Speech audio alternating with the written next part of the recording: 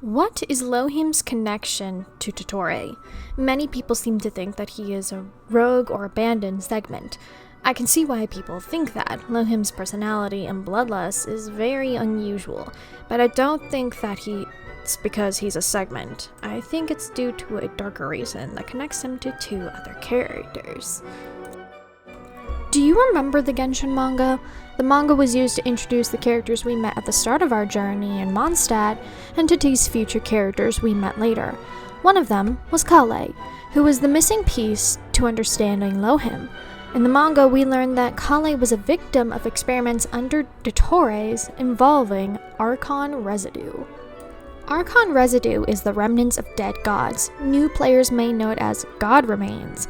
Archon residue is used to create the delusions that the Fatui use. I bring this up because the manga shows us that Kale wasn't the only child experimented on using Archon residue. There were many that, when she escaped with her. And I think Lohim is one of them, and the Luna 7 trailer may support that idea. We know that children had been abducted by the Fatui. The manga shows us that the Fatui used the excuse of recruiting new members to get new test subjects, and we even see that the Knights of Avonius and the Church of Avonius are aware of this, and are actively trying to prevent them and not cause an international incident. Remember those creepy red eyes that were looking down at Lohim in the trailer? Those look a lot like the Archon residue we see in the manga, specifically when Sino seals the residue in Kale and her fight with Kaya, which also explains his battle lust and bloodlust as well. We see Kale under the influence of the Archon residue. She's violent, unpredictable, and uncontrollable too. Lohim acts quite similar. And let's not forget about Wanderer or Skirmouche. He was also experimented on by Dottore, and he is violent as well. I know that in the manga, the Archon residue possesses Kale to a degree, and Lohim doesn't look nor sound like he's possessed, so why do I think he was experimented on with it? I think that he was there far longer than Kale was, and that many times he was subjected to far more experiments than she was. The manga shows us one of Dottore's secret labs, mainly used for different test experiments fighting one another. Lohim could have been there, fighting in the ring.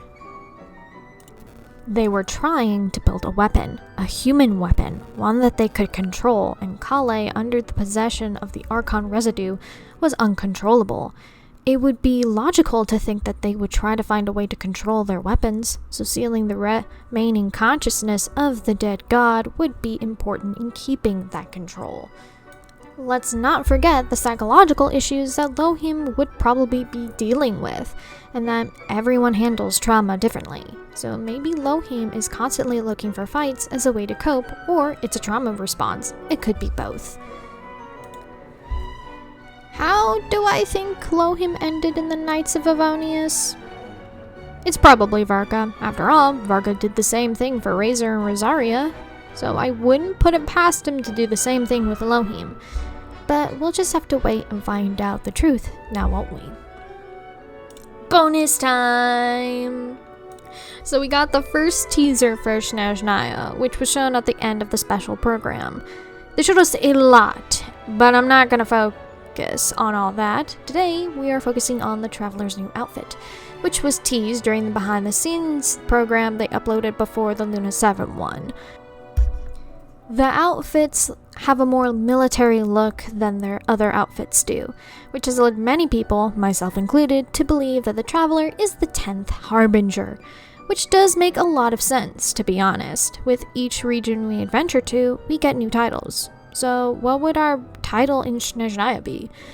I think that it's the title of the 10th of the 11 Fatui Harbingers. Someone on HoYoLab pointed out that the date Hoyo gave us is the anniversary of one of Alicia's promo videos on Bilibili. Now, some people have said that it's a point towards the Tsaritsa being an Alicia SP. If that's true, does that mean that the Fatui Harbingers are a different version of the Flame Chasers? Thank you for watching! What are your predictions for Snezhnaya? Who do you think will be getting as playables? Comment down below and have a wonderful day.